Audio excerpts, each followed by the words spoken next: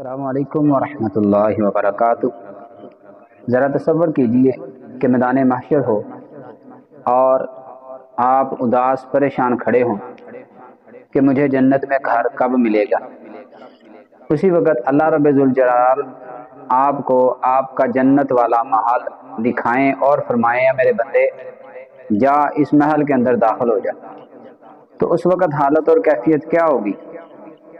تو اس محل کو حاصل کرنے کے لیے امام الانبیاء محمد الرسول اللہ صلی اللہ علیہ وسلم کا یہ فرمان یاد رکھیے۔ نبی کائنات نے فرمایا جو بندہ ایک دن میں 12 رکعات نفلی 12 رکعات کی حفاظت کرتا ہے، بنی لہ بیت فی الجنہ، اللہ رب ذوالجلال اس بندے کے لیے جنت کے اندر ایک محل، ایک گھر تیار فرما دیتے ہیں۔ وہ 12 رکعات کون سی ہیں؟ نبی کائنات نے ان کی وضاحت فرمائی۔